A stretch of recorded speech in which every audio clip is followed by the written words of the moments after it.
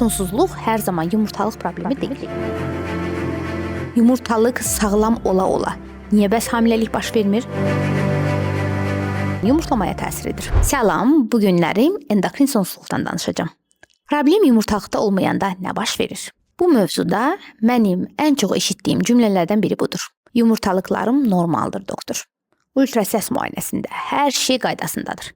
Həkim dedi ki, problem görünmür.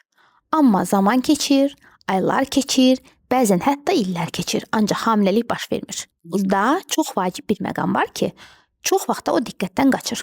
Sonsuzluq hər zaman yumurtalıq problemi deyil və bu cümlə bir çox qadın üçün ilk dəfə rahatladıcı olaraq səslənə bilər. Çünki illərlə fokus yalnız bir yerə yönəlib, yumurtalıqlara. Amma reproduktiv sistem tək bir orqandan ibarət deyil. Bu idarə olunan bir sistemdir. Bədəninizi bir orkestr kimi təsəvvür edin. Yumurtalıqlar sadəcə bir alətlərdir və çox yaxşı alətlərdir. Amma orkestrdə musiqini alətlər yox, dirijor idarə edir. Əgər dirijor gecikirsə, alətlər nə qədər keyfiyyətli olsa da musiqi yaranmır. Endokrin sonsuzluqda problem çox vaxt alətdə yox, dirijordadır.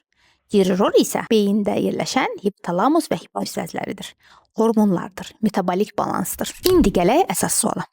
Yumurtalıq sağlam ola-ola niyə bəs hamiləlik baş vermir? İlk səbəb tiroid hormonları ola bilər. Tiroid hormonları yavaş olduqda, yəni tiroid bəzi yavaş işləyəndə bədən enerji qənaəti rejiminə keçir. Beyin deyir ki, indi hamiləlik üçün uyğun vaxt deyil. İkinci səbəb insulin rezistentliyi ola bilər. İnsulin yalnız şəkərlə bağlı hormon deyil. O həmçinin ovulyasiyaya, yəni yumurtlamaya təsir edir. Yüksək insulin yumurtlamanı zəiflədə bilir və hətta dayandırda bilər. Üçüncü səbəb xronik stres və kortizolun davamlı yüksək olması. Bədən stressdəykən prioritet dəyişir. Sağ qalmaq ön plana keçir. Reproduksiya, yəni törətmə isə arxa plana keçir. Dördüncü səbəb prolaktin səviyyəsinin pozulması. Bəzən az yüksəkdir, amma davamlı olaraq yüksəlir və bu yumurtlamanı blokad edə bilər. Burada vacib olan budur ki, bu problemlərin çoxu ultrasəs müayinəsində görünmür. Yəni yumurtalıq struktur olaraq sağlamdır, amma funksional olaraq işləməyə icazə vermir. Nə edək? Bu zaman düzgün yanaşmamız necə olmalıdır? Bu nöqtədə edilən ən böyük səhv nədir? Yalnız eyni müayinələri təkrarlamaq. Əgər ultrasəs müayinəsi normaldırsa, aybaşı varsa, amma yumurtlama şübhəlidirsə, uzun müddətdə nəticə yoxdursa, yanaşma artıq dəyişilməlidir. Burada bir endokrinoloq baxışı lazımdır.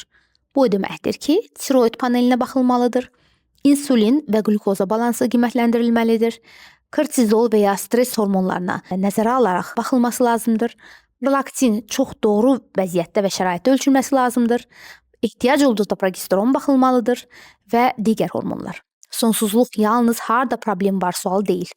Bu sistem niyə işə düşmür sualıdır. Bu videonu paylaşmaq sadəcə informasiya ötürmək deyil. Bu video özünü günahlandıran bir qadını daha da rahatladır. Yanlış yolda gedəni doğru mütəxəssisə yönləndirər və illərlə itirilən vaxtın qarşısını ala bilər. Sonsuzluq susqun bir mövzudur. Sükut isə həmişə problemi uzadır. Paylaşın ki, problem orqanda yox, bəzən sistemdə olduğunu başqaları da anlasın. Özünüzdən müğayət olun, kanalıma abunə olmağı, videolarımı bəyənməyi və paylaşmağı unutmayın. Sağ olun.